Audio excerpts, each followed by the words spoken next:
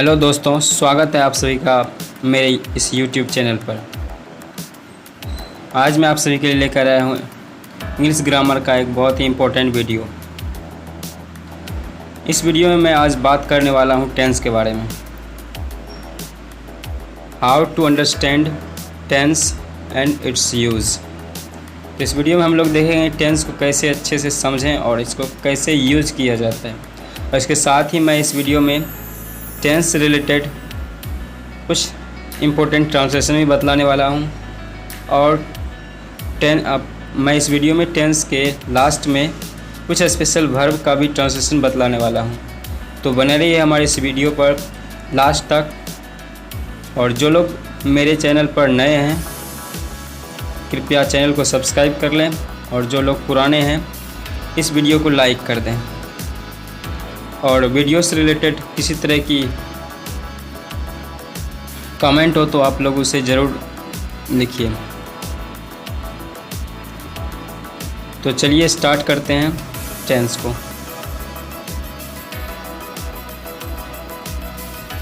तो आप लोगों ने कई बार टेंस पढ़ा होगा और कई तरीके से पढ़ा होगा, लेकिन आज मैं जिस तरीके से बताने वाला हूँ इस तरह से शायद पहले कभी नहीं पढ़ा होगा। चलिए सबसे पहले जान लेते हैं डेफिनेशन ऑफ टेंस। टेंस का परिभाषा क्या है। तो टेंस की कई सारी परिभाषा आप लोगों ने पढ़ा होगा, और टेंस का कई सारा परिभाषा भी होता है। आप लोग कई तरह से उन्हें डिस्क्राइब कर सकते हैं, डिफाइन कर सकते हैं। सबसे पहले जान लेते हैं TENSE टेंस। टेंस का मतलब क्या होता है। तो यहाँ पे मैंने लिखा हुआ tense is a verb which means depression और एंजाइटी। तो दोस्तों टेंस एक वर्ब है, इंग्लिश लैंग्वेज का एक वर्ब है टेंस, जिसका मतलब होता है डिप्रेशन और एंजाइटी, यानी तनाव या चिंता होता है। शायद इसीलिए टेंस जल्दी लोगों को समझ में नहीं आती है। टेंस का नाम सुनते ही लोगों को जो है परेशानी उत्पन्न हो जाता है। टेंस का मतलब होता है डिप्रेशन या एंजाइटी, यानी तनाव या परेशानी। ठीक है, तो चलिए देखते हैं टेंस का और क्या परिभाषा है। ये टेंस का जो है ग्रामेटिकल मीनिंग जो है हमने बतलाया। तो आगे देखते हैं।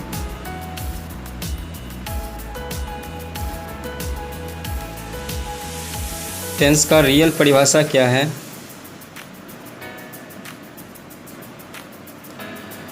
Tense is an important part of English grammar which tells us about an action.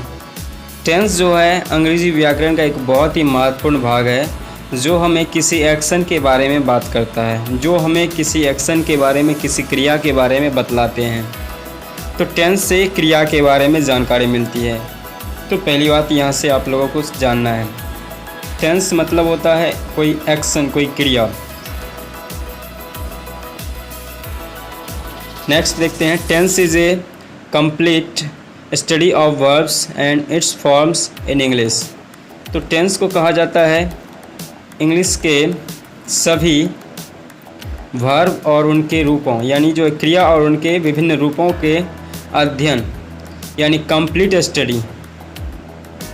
Tense जो होता है वो इंग्लिश के सभी क्रिया और उनके रूपों का एक पूर्ण अध्ययन कहलाता है टेंस। ठीक है, यानी टेंस का मतलब होता है अंग्रेजी के सभी वर्ब के बारे में जानकारी प्राप्त करना। वर्ब के साथ उनके जो कई रूप होते हैं, verb 1, verb 2, verb 3, verb 4, verb 5, इन सभी का जो है कंप्लीट स्टडी यानी पूर्ण अध्ययन। टेंस का मतलब होता है सभी वर्ब के बारे में अच्छी तरह से जानना, उनका यूज कैसे किया जाता है इसके बारे में जानना। चलिए आगे समझते हैं और डिटेल में इस टेंस को। The changing of verb forms according to the time is called tense.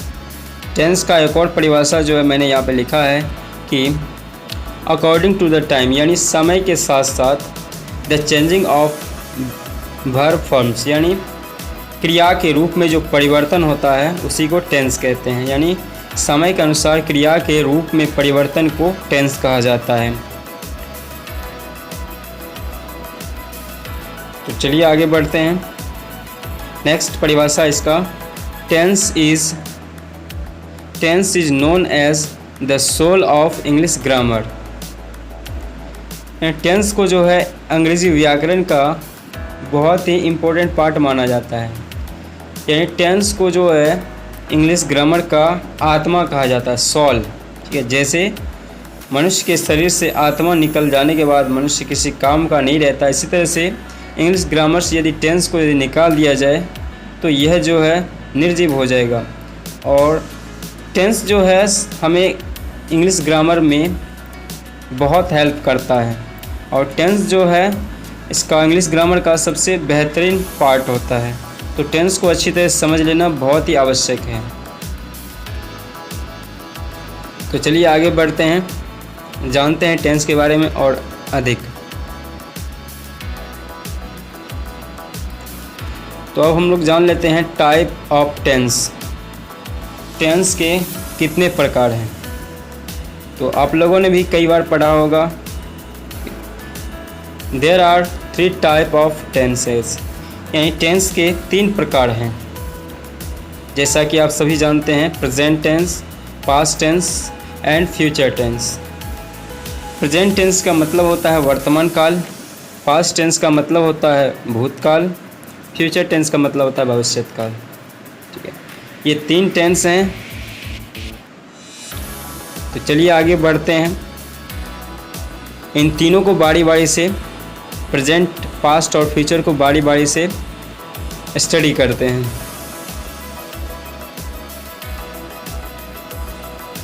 सबसे पहला टेंस है द प्रेजेंट टेंस, यानी वर्तमान काल। तो वर्तमान काल का परिभाषा देख लेते हैं सबसे पहले। Definition, a type of tense which is used to express an action which happens in the present moment, that is called the present tense। यानी a type of tense which is used to express an action which happens in the present moment, that is called the present tense। यानी वह tense जिसका प्रयोग वर्तमान समय में होने वाले किसी घटना को व्यक्त करने के लिए किया जाता है। यानी वह टेंस जिसका प्रयोग वर्तमान में घटित होने वाले किसी घटना का वर्णन करने के लिए या व्यक्त करने के लिए किया जाता है, उसे हम प्रेजेंट टेंस कहते हैं। तो आप लोग इसे अपने कॉपी में नोट कर लीजिएगा इन सभी परिभाषा को। तो एग्जाम्पल में देख लेते हैं, आई एम डूइंग ग्रेट, मैं बहुत अच्छा कर रहा हूँ, ये प्रेजेंट टेंस है। यू आर ए स्टूडेंट, आप एक छात्र हैं, ये भी प्रेजेंट टेंस है। ही ब्रिंग्स ए बास्केट, वह टोकरी लाता है या वह एक टोकरी लाता है। तो ये तीनों जो है सेंटेंस जो है वो प्रेजेंट इंडेफिनिट टेंस के हैं। तो इसी तरह से समझते जाना है आगे भी। नेक्स्ट टेंस देख लेते हैं, वो है द पास्ट टेंस, यानी भूतकाल। भूतकाल मतलब बीता हुआ। तो चलिए सबसे पहले इसका परिभाषा देख लेते हैं। Definition, a type of tense which is used to express an action which happens in the past moment, that is called the present tense. यानी वह टेंस जिसका प्रयोग बीते हुए समय में समाप्त होने वाले किसी घटना के बारे में घटना को व्यक्त करने के लिए किया जाता है, उसे पास्ट टेंस कहते हैं। यानी वैसा टेंस जिसका प्रयोग बीते हुए समय में घटित किसी घटना के बारे में वर्णन करने के लिए किया जाता है या उस घटना को व्यक्त करने के लिए किया जाता है, उसे पास्ट टेंस कहा जाता है। तो एग्जाम्पल में देख लेते हैं, Hrithik was studying law in Jaipur. Hrithik was studying law in Jaipur. Hrithik Jaipur में कानून की पढ़ाई कर रहा था, ये पास्ट टेंस है।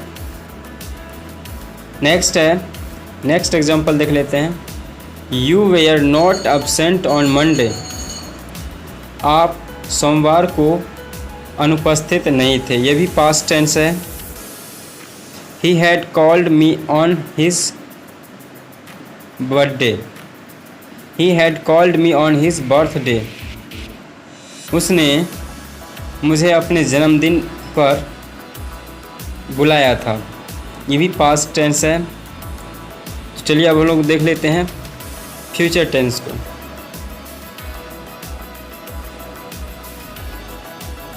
तो फ्यूचर टेंस भविष्यत काल। A type of tense which is used to express an action which happens in the future moment that is called the future tense। यानी वह टेंस जिसका प्रयोग आने वाले समय में घटित होने वाले किसी घटना को व्यक्त करने के लिए किया जाता है, उसे फ्यूचर टेंस कहते हैं। एक बार फिर से मैं रिपीट कर देता हूँ। वह टेंस जिसका प्रयोग आने वाले समय में घटित होने वाले किसी घटना को व्यक्त करने के लिए किया जाता है, उसे फ्यूचर टेंस कहते हैं। तो आप लोग इसे नोट करते जाइए। एग्जाम्पल में देखते हैं। Sanjay will prepare coffee. Sanjay coffee तैयार करेगा, यानी करेगा यानी फ्यूचर टेंस भविष्यत काल। I shall be happy with my parents. I shall be happy with my parents. मैं अपने माता पिता के साथ खुश रहूँगा, ये भी फ्यूचर टेंस है। He will be waiting for me. वह मेरा इंतज़ार करता रहेगा, ये भी फ्यूचर टेंस है। तो आप लोग सभी एग्जाम्पल को भी नोट कर लीजिएगा और इस परिभाषा का हिंदी भी आप लोग लिख लीजिएगा। तो चलिए आगे बढ़ते हैं हम लोग। अब हम लोग जो है अभी तक हम लोगों ने टेंस के बारे में पढ़ा, उसके बाद टाइप ऑफ टेंस यानी टेंस के प्रकार, प्रेजेंट टेंस, पास्ट टेंस और फ्यूचर टेंस तक पढ़ चुके हैं। अब हम लोग आगे जो है प्रेजेंट टेंस के जो टाइप हैं उसको पढ़ेंगे और प्रेजेंट टेंस को पूरा डिटेल में आगे जो हम लोग पढ़ने वाले हैं। तो चलिए आगे बढ़ते हैं।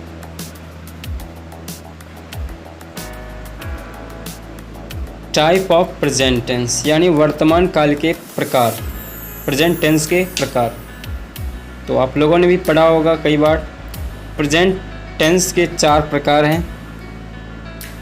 सिर्फ प्रेजेंट टेंस के नहीं, प्रेजेंट, पास्ट, फ्यूचर, तीनों टेंस के 4 टाइप हैं। ठीक है, तो 4 या 12 टेंस को पढ़ने वाले हैं और प्रत्येक टेंस में हम लोग जो है 4 कैटेगरी के सेंटेंस को भी देखेंगे।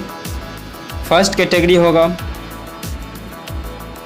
अफर्मेटिव सेंटेंस, जिसमें हम लोग जो सकारात्मक वाक्यों का अनुवाद करने के लिए सीखेंगे।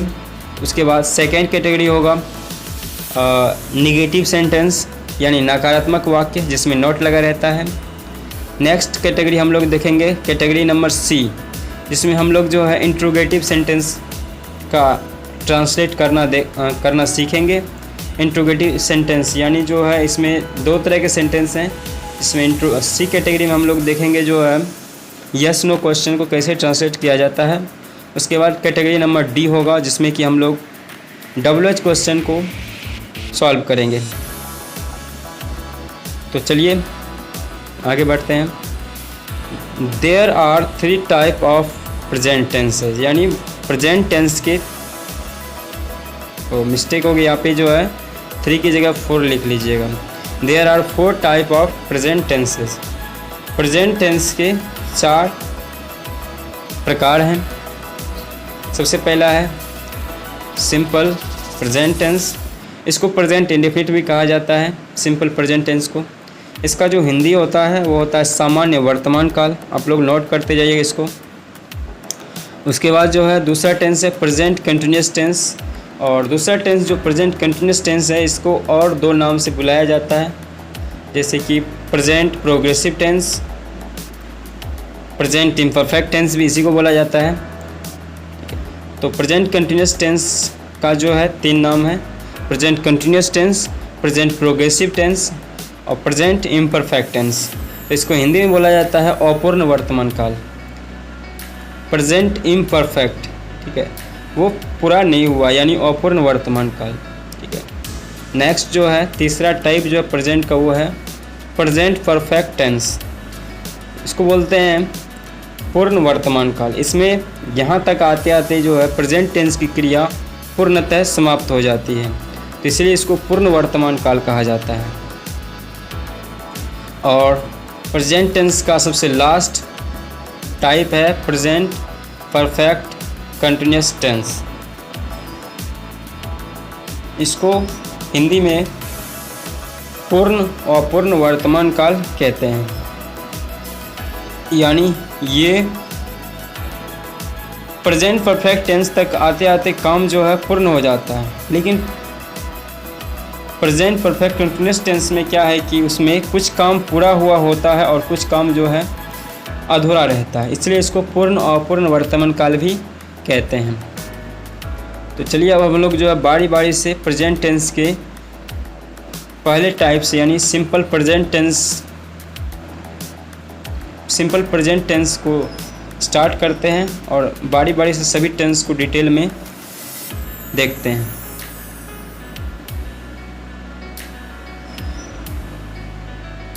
सबसे पहला टेंस है सिंपल प्रेजेंट टेंस, यानी साधारण वर्तमान काल या इसको सामान्य वर्तमान काल कहते हैं।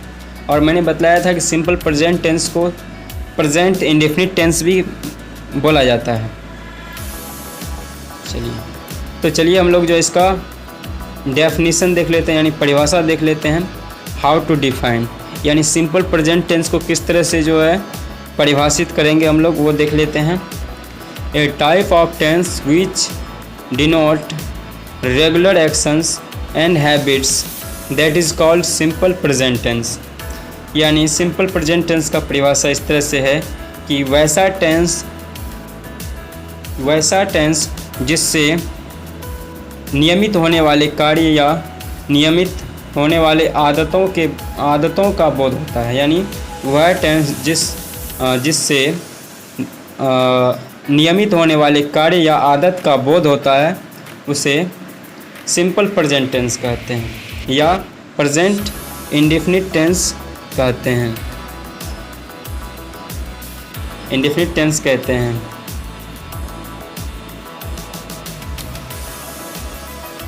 एग्जाम्पल के लिए देख लेते हैं हम लोग जो है, you talks to your friends, यानी तुम अपने दोस्तों से बात करते हो, यानी प्रेजेंट टेंस में है ये। प्रेजेंट इम्परफेक्ट टेंस नहीं, प्रेजेंट इंडेफिनिट टेंस में है ये।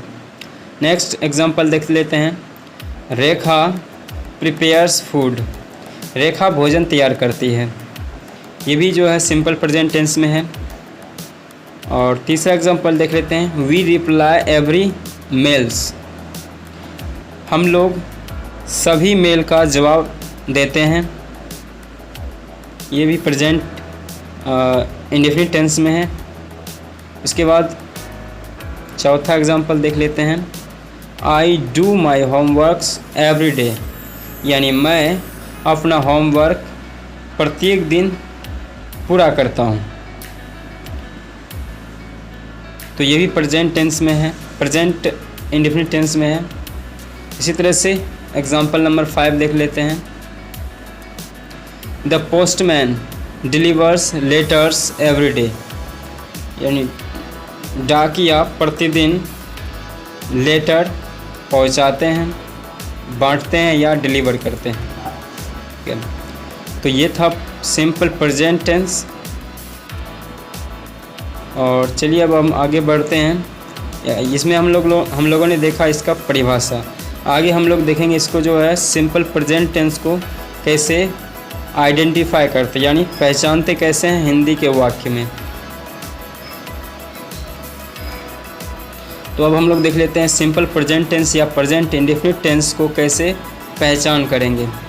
पहचानने का तरीका या पहचानने का नियम। How to identify, identify means होता है पहचान करना। तो हम लोग जो है कैसे पहचानेंगे कि यह वाक्य जो है प्रेजेंट इंडेफिनिट टेंस में है या सिंपल प्रेजेंट टेंस में है। तो इसके लिए जो है देख लेते हैं, जिस हिंदी वाक्य की क्रिया के अंत में ता है, ती है और ते हैं इत्यादि लगा रहे तो वह वाक्य सिंपल प्रेजेंट टेंस का होता है। तो इसको पहचानना बहुत आसान है। ऐसे वाक्यों के अंत में ता है, ती है और ते है इत्यादि लगा रहता है। तो आप लोग इसे हिंदी में यदि लिखा हुआ है तो आप लोग आसानी से पहचान सकते हैं। चलिए कुछ एग्जाम्पल के द्वारा देख लेते हैं इसको। जैसे कि पहला एग्जाम्पल है, तुम साइकिल चलाते हो, ठीक है, लास्ट में आया ते हो, ठीक है।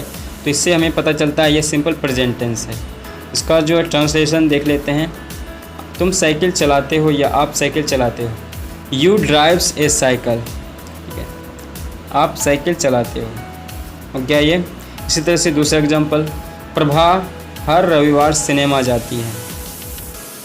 Prabha goes to cinema every Sunday. Prabha प्रत्येक संडे को सिनेमा जाती है। ये सिंपल प्रेजेंट टेंस में है। मैं हमेशा सच नहीं बोलता हूँ। I don't always speak the truth. मैं हमेशा सच नहीं बोलता हूँ। नेक्स्ट एग्जाम्पल देख लेते हैं, वह टेनिस खेलता है। ही प्लेस टेनिस। यहाँ पे क्रिकेट की जगह टेनिस लिख लीजिएगा, TENNIS, टेनिस। तो वह टेनिस खेलता है या वह क्रिकेट खेलता है। तो ये सभी जो है सिंपल प्रेजेंट टेंस में है। और एग्जाम्पल नंबर 5 देख लेते हैं, तुम पत्र भेजते हो। You post a letter. तुम पत्र भेजते हो या आप पत्र भेजते हैं। तो ये था सिंपल प्रेजेंट टेंस को पहचानने का तरीका। ये हिंदी में इस तरह पहचान कर सकते हैं, और अंग्रेजी में यदि कोई वाक्य रहता है तो उसे पहचानने का तरीका यही है कि उसके वर्ब में जो है एस या ES लगा रहता है या वर्ब 1 फॉर्म में रहता है। तो चलिए आगे बढ़ते हैं। अब हम लोग जो आगे जानेंगे सिंपल प्रेजेंट टेंस का वाक्यों का अनुवाद यानी ट्रांसलेशन कैसे बनाया जाता है। इसमें हम लोग जो है 4 कैटेगरी के सेंटेंस को ट्रांसलेट करना सीखेंगे। तो चलिए आगे बढ़ते हैं। Simple present tense, how to translate. इसको सिंपल प्रेजेंट टेंस के वाक्यों को कैसे ट्रांसलेट किया जाएगा यानी अनुवाद कैसे किया जाएगा। तो सबसे पहली कैटेगरी देख लेते हैं अफर्मेटिव सेंटेंस। अफर्मेटिव सेंटेंस यानी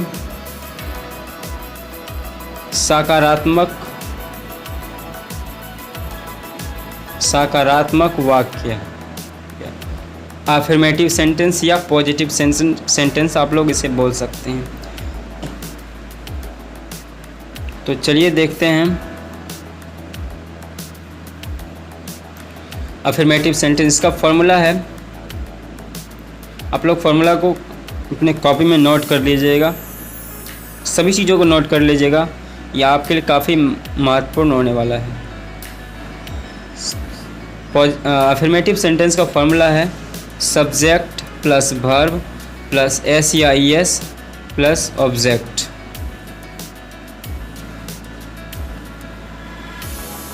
तो यहाँ पर जो है फॉर्मूला को समझते हैं थोड़ा सा। Subject plus verb plus S या ES प्लस ऑब्जेक्ट। तो यहाँ पे जो है सभी में S या ES नहीं लगाना है, सभी सब्जेक्ट में नहीं लगाना है। इसके लिए मैंने कुछ नोट्स लिख दिए हैं, उसको आप लोग जो है ध्यान में रखिएगा।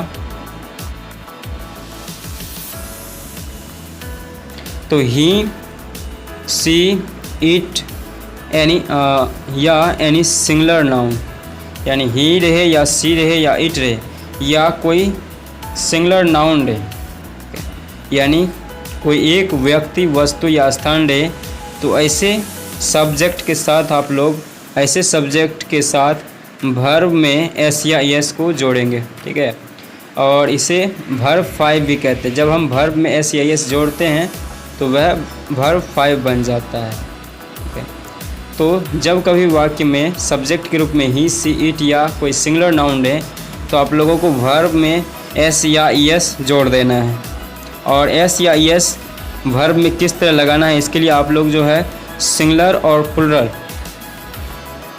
सिंगुलर नंबर और प्लुरल नंबर का रूल जो है फॉलो कीजिएगा। उसी आधार पे इसमें जो है, जैसे कि मैंगो में ईएस लगता है मैंगोज़ हो जाता है, ऐसे ही जो है कोई यदि वर्ब आता है जैसे गो, तो गो में ईएस लगता है, क्या गोज़ हो जाता है। इसी तरह से सिंगुलर नंबर और प्लुरल नंबर का जितना भी फार्मूला है, जितना भी रूल है, वही रूल वर्ब में भी लागू होता है।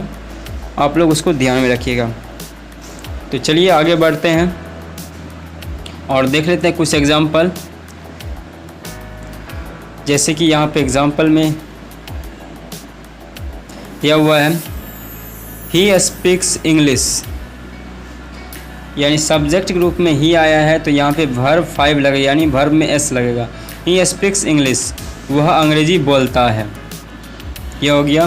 दूसरा, सीता ब्रिंग्स, यहाँ पे एस लगेगा, छूट गया एस, थोड़ा सा आप लोग लगा लीजिएगा। सीता ब्रिंग्स फ्लावर्स, यानी सीता फूल लाती है, तो यहाँ पे जो है सीता है, सिंगुलर है सीता, तो ये जो है इसमें वर्ब में एस लगेगा। सीता ब्रिंग्स फ्लावर्स, सीता फूल लाती है। नेक्स्ट एग्जांपल देख लेते हैं, सी हेल्प्स मी, वह मेरी मदद करती है, तो यहाँ पे जो सी आया है, सी के साथ हेल्प में एस जुट गया है। तो इसी तरह से आप लोग जो है इसको ट्रांसलेट कीजिएगा। तो आगे बढ़ते हैं। अब हम लोग देख लेते हैं कि इसमें एस या एस नहीं लगता है। तो इसके लिए मैंने नोट्स लिखे यहाँ पे, यदि किसी वाक्य में सब्जेक्ट के रूप में आई रहे, वी रहे, यू रहे, दे रहे या कोई भी प्लुरल नाउन का वर्ड रहे, कोई भी प्लुरल नाउन रहे, तो इस सब में जो है वर्ब को विदाउट एस या एस लिखना है, यानी वर्ब में एस या एस नहीं लिखना है। और जिस वर्ब में एस या एस नहीं लगा रहता है उसको वर्ब 1 बोला जाता है। ठीक है, तो आप लोग जो है I, we, you, they, any plural noun, इन सब के साथ जो है वर्ब 1 का प्रयोग करेंगे। और ही, सी, इट या एनी सिंगुलर नाउन, इसके साथ जो है वर्ब 5 का प्रयोग करेंगे, जिसमें एस या एस जो लगा रहता है। तो कुछ एग्जाम्पल देख लेते हैं।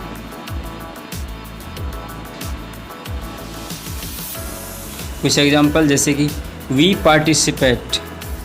पार्टिसिपेट इन ड्रामा, हम लोग ड्रामा में भाग लेते हैं, तो यहाँ पर जो है वी लगा हुआ है, इसलिए पार्टिसिपेट में एस या एस नहीं लगा है। इसी तरह से दूसरा एग्जाम्पल देख लेते हैं, यू टॉक्स टू मच, आप बहुत ज़्यादा बोलते हैं या तुम बहुत ज़्यादा बोलते हो। तो यहाँ भी जो है, एक मिनट, यहाँ पे एक्स्ट्रा में एस जुट गया है, आप लोग एस को यहाँ से कैंसिल कर लीजिएगा। यू टॉक टू मच, आप बहुत ज़्यादा बोलते हैं, तो ये भी जो है यू आया है, यू के साथ एस नहीं लगेगा। इसके बाद आई, तीसरा example, I works in A hospital, ये भी जो है एस नहीं लगेगा यहाँ पे, इसको ध्यान में रखिएगा। I work in A hospital होगा, ये I work in A hospital, यानी मैं हॉस्पिटल में काम करता हूँ। तो ये था जो है सिंपल प्रेजेंट टेंस का अफर्मेटिव सेंटेंस, और इसका फॉर्मूला भी हम लोगों ने देखा, फॉर्मूला के साथ कुछ नोट्स और कुछ एग्जांपल भी हम लोगों ने देखा। अब आगे बढ़ते हम लोग देखते हैं इसका सिंपल प्रेजेंट टेंस का दूसरा कैटेगरी का सेंटेंस, यानी नेगेटिव सेंटेंस।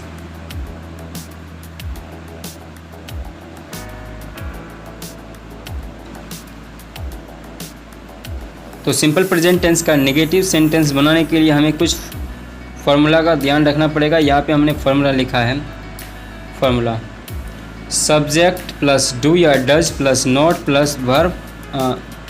एक मिनट, यहाँ पे जो है डू या डज नॉट के बाद जो आप लोग प्लस में वर्ब वन लिख लीजिएगा, उसके बाद जो है ऑब्जेक्ट आएगा।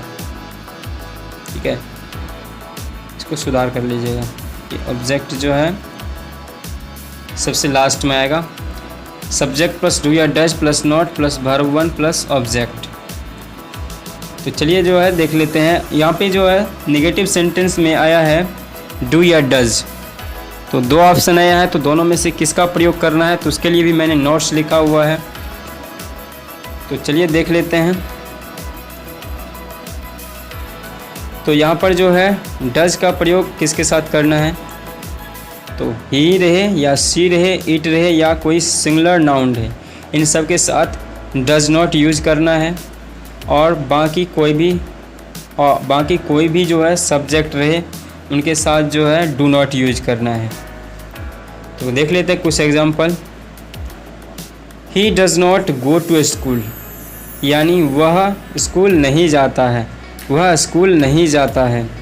तो ये जो है यहाँ पर ही है, ही के साथ डज नॉट लगाओ। यहाँ पे डू नॉट जो है नहीं लगेगा, डज नॉट लगेगा। तो ये वाक्य जो है ऐसे बनेगा, he does not go to school. दूसरा एग्जांपल देख लेते हैं। Hrithik does not like coffee. तो यहाँ पर ऋतिक है, ये सिंगुलर नाउन है, इसके साथ डज नॉट लगा हुआ है। Hrithik does not like coffee मतलब होता है ऋतिक को कॉफ़ी पसंद नहीं है, या ऋतिक कॉफ़ी पसंद नहीं करता है। तो चलिए आगे बढ़ते हैं। एग्जाम्पल नंबर 3 देख लेते हैं। The printer does not work properly. तो तीसरा एग्जाम्पल है कि प्रिंटर जो है वो अच्छी तरह से काम नहीं करता है। ये नेगेटिव सेंटेंस है, तो इसमें जो है प्रिंटर सिंगुलर है, तो इसलिए इसमें डज नॉट लगा हुआ है। तो एग्जाम्पल नंबर 4 देख लेते हैं। The teacher does not come late. तो यहाँ पे टीचर जो है सिंगुलर है, इसलिए यहाँ पे डज नॉट लगा हुआ है। तो इसका मतलब हो गया शिक्षक देर से नहीं आता है। आप लोग इन सभी का जो है हिंदी भी लिख लीजिएगा, मैं सेंटेंस के साथ साथ बोलता जा रहा हूँ। तो हम लोग देख लेते हैं किसके साथ डू नॉट यूज करना है। तो डू नॉट यूज करने के लिए जो है मैंने यहाँ पे नोट्स लिखे हुए हैं। आई, वी, यू, दे या एनी प्लुरल नाउन, इन सब के साथ डू नॉट यूज करना है। आई रहे, वी रहे, यू रहे, दे रहे, या दो व्यक्ति, वस्तु या स्थान रहे, तो जब भी प्लुरल होगा तो उनके साथ जो है डू नॉट यूज होना है। ठीक है, तो चलिए देख लेते कुछ example. We do not sell anything. हम लोग कुछ नहीं बेचते हैं। We do not sell anything, हम लोग कुछ नहीं बेचते हैं। तो यहाँ पे वी है तो जो है इसके साथ डू नॉट लगेगा। You do not remember your lesson, यानी आप अपना पाठ याद नहीं करते हैं। तो यहाँ पर जो है यू के साथ डू नॉट लगा है, जो कि बिल्कुल सही है। इसके बाद एग्जाम्पल नंबर 3 देख लेते हैं। I do not need your help. मुझे आपकी मदद की ज़रूरत नहीं है। तो यहाँ पर जो है आई के साथ डू नॉट लगा है, जो कि बिल्कुल सही है। तो इसी तरह से आप लोग जो है और भी बहुत सारे सेंटेंस बना सकते हैं डू नॉट लगा करके। तो चलिए अब हम लोग आगे बढ़ते हैं। प्रेजेंट इंडेफिनिट टेंस या सिंपल प्रेजेंट टेंस का तीसरा कैटेगरी का सेंटेंस यानी इंट्रोगेटिव सेंटेंस देख लेते हैं, जिसमें कि हम लोग यस नो क्वेश्चन के बारे में डिस्कस करेंगे। इंट्रोगेटिव सेंटेंस, प्रश्नवाचक वाक्य।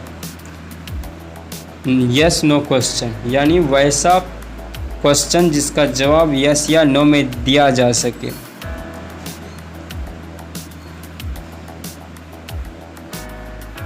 तो चलिए देख लेते हैं। सबसे पहले फॉर्मूला देख लेते हैं। फॉर्मूला स्टार्ट होता है डू या डज से। डू या does plus subject plus not को मैंने कोस्ट में इसलिए रखा है कि इसमें हो सकता है कि किसी में नॉट की ज़रूरत हो और किसी में नहीं भी लगता है।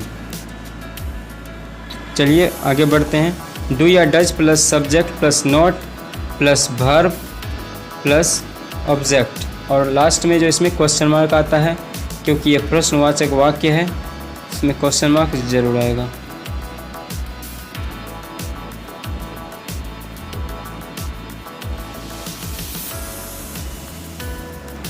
तो देख लेते हैं इसका। इसमें जो है डू या डज आया है। डू या डज को जो आप लोग पिछला रूल से ही जो है पिछले रूल को फॉलो कीजिएगा। और वैसे मैंने इसमें इसके बारे में भी जो है डू या डज के यूज़ के बारे में भी मैंने यहाँ पे नोट दिया हुआ है।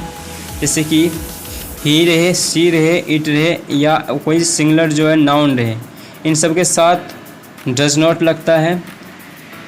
जैसे कि एग्जांपल है, example number 1, does he not eat eggs, क्या वह अंडे नहीं खाता है। तो यहाँ पर जो है यह एक इंट्रोगेटिव सेंटेंस है। अगर खाता है तो यस बोला जाएगा, नहीं खाता है तो नो। ठीक है, तो ये इसलिए इसको यस नो क्वेश्चन बोलते हैं। Does he not eat eggs, क्या वह अंडे नहीं खाता है। तो यहाँ पर जो है ही आया है सब्जेक्ट के रूप में, इसलिए इसमें डज लगा हुआ है। दूसरा एग्जांपल देख लेते हैं। Does Ram not write a letter, क्या राम पत्र नहीं लिखता है। तो ये जो है यहाँ पे राम आया है, राम सिंगुलर है, इसलिए इसके साथ डज लगा हुआ है। तीसरा एग्जांपल देख लेते हैं। Do the postman not deliver letters every day. तो यहाँ पे एग्जांपल नंबर 3 है कि क्या डाकिया प्रतिदिन पत्र नहीं पहुँचाता है। तो यहाँ पे जो है पोस्टमैन है जो कि सिंगुलर है, इसलिए इसमें डज नॉट लगेगा। तो यहाँ पे डू लगा हुआ है जो कि गलत है, यहाँ पे लगेगा डज। आप लोग इसको जो है सही से नोट कीजिएगा। एग्जाम्पल नंबर 4 देख लेते हैं। Does the doctor treat cancer. Question number example number 4 है कि क्या डॉक्टर कैंसर का इलाज करता है। तो यहाँ पे डॉक्टर जो है सिंगुलर है, इसलिए इसमें डज लगा हुआ है। तो चलिए आगे बढ़ते हैं। अब हम लोग देख लेते हैं किसमें जो है डू नॉट लगता है। इसका एग्जांपल देख लेते हैं। डू नॉट का जो है पिछला ही तरीका है, जैसे आई रहे, वी रहे, यू रहे, दे रहे या कोई प्लूरल नाउन रहे, इन सब के साथ डू नॉट यूज करना है। तो सबसे पहले एग्जांपल देख लेते हैं। पहला example, do you like coffee, यानी क्या आपको कॉफ़ी पसंद है या क्या आप कॉफ़ी पसंद करते हैं। तो यहाँ पर जो है यू है, इसलिए इसमें डू लगा हुआ है। इसके बाद है एग्जांपल नंबर 2 है, do we respect our parents, क्या हम लोग अपने माता पिता का रिस्पेक्ट करते हैं या क्या हम लोग अपने माता पिता का आदर करते हैं। तो यहाँ पे वी है इसीलिए डू लगा हुआ है। तो एग्जांपल नंबर 3 देख लेते हैं। Do they not fight with their friends, क्या वे लोग अपने दोस्तों के साथ झगड़ा नहीं करते हैं। तो यहाँ पर जो है दे लगा हुआ, इसलिए इसमें डू नॉट लगा हुआ है। और एग्जांपल नंबर 4 देख लेते हैं। Do you not know English, क्या आप अंग्रेजी नहीं जानते हैं। तो यहाँ पर जो है यू लगा हुआ, इसलिए इसमें डू लगा है। तो याद रखना है कि आई, वी, यू, दे या कोई प्लूरल नाउन है, इन सब के साथ जो है यूज करना है डू नॉट।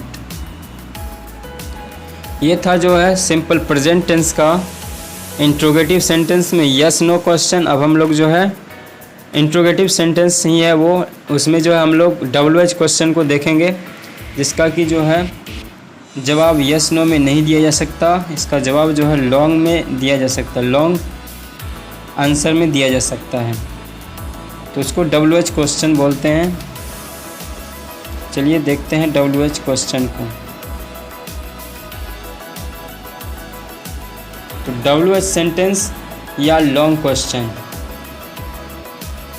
इस तरह का जो है सेंटेंस को कैसे हम लोग जो है ट्रांसलेट करेंगे उसको देखते हैं। इसके लिए सबसे पहले देख लेते हैं फार्मूला। फार्मूला शुरू होता है वाई या वैन से, यानी 56W है, 56W है, जिससे कि जो है क्वेश्चन वाला वर्ड जो है बना हुआ है हूँ, वाई, वैन, वाई, वेयर। तो ये सारे जो है 5, 6, 7, 8 जो है क्वेश्चन वर्ड्स हैं, यानी WH क्वेश्चन वर्ड्स हैं। उन सबको आप लोग देख लीजिएगा, याद कर लीजिएगा उन क्वेश्चन वर्ड को। तो यहाँ पर जो है सबसे पहले वही यूज होगा क्वेश्चन वर्ड्स, वाई या व्हेन, प्लस में डू या डज लगेगा, उसके बाद प्लस में सब्जेक्ट आएगा, प्लस में नोट आएगा, उसके बाद वर्ब आएगा, उसके बाद ऑब्जेक्ट आएगा और लास्ट में क्वेश्चन मार्क। ठीक है, तो चलिए देख लेते हैं इसका एग्जांपल। तो इसमें भी जो है डू या डज आया है। तो डू या डज के लिए जो है आप लोग सिर्फ एक ही बार जो है ध्यान में रख लीजिएगा कि ही, सी, इट या कोई भी जो है सिंगुलर नाउन रहता है तो उसके साथ डज नॉट लगाना है, आई, वी, यू, दे। और इसके अलावा कोई भी पुल्डल जो है, कोई भी पुल्डल नाउन रहता है तो उसके साथ डू नॉट यूज करना है। तो एक बार आप लोग इसको समझ लीजिएगा तो आपको जो है प्रेजेंट टेंस में दिक्कत नहीं आएगी। चलिए देख लेते हैं कुछ example. Why does he not eat eggs, यानी कि जो है वह अंडे क्यों नहीं खाते हैं। When does Ram post a letter, Ram पत्र कब पोस्ट करता है। राम पत्र कब भेजता है। तो ये एग्जांपल नंबर 2 था। और तीसरा एग्जांपल देख लेते हैं। How does the postman not deliver letters on time. तो यहाँ पर जो है क्वेश्चन नंबर एग्जांपल नंबर 3 है कि डाकिया जो है समय पर पत्र क्यों नहीं पहुँचाता, कैसे नहीं पहुँचाता है। तो यहाँ पर जो है इसको ध्यान में रखिएगा। और आगे देखते example number 4। Where does the doctor treat the patient, यानी डॉक्टर मरीजों का उपचार कहाँ करता है। तो ये भी जो है इसी टेंस का एग्जांपल है और इसी कैटेगरी का, यानी जो है WH सेंटेंस का। इसके आगे देख लेते हैं। अब देख लेते हैं कहाँ पे डू नॉट यूज होता है।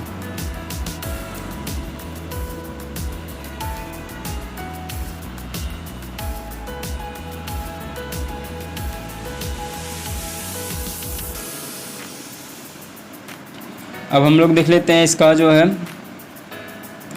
कहाँ पे डू नॉट यूज करेंगे। तो सबसे पहला एग्जांपल देख लेते हैं। Why do you like coffee, आप लोगों को कॉफ़ी क्यों पसंद है। तो यहाँ पे जो है यू है इसलिए इसमें डू लगा हुआ है। इसी तरह से एग्जांपल नंबर 2 देख लेते हैं। Which class do you read in, आप किस वर्ग में पढ़ते हैं। तो ये भी जो है WH क्वेश्चन है, WH सेंटेंस है। Why does they not complete their task on time, why does they not complete their task on time, वे लोग अपना कार्य समय पर पूरा क्यों नहीं करता है। तो ये भी जो है क्यों वाला क्वेश्चन है, यानी WH क्वेश्चन है। और लास्ट एग्जांपल देख लेते हैं। What do you eat in lunch, आप लंच में क्या खाते हैं, आप दोपहर में क्या खाते हैं।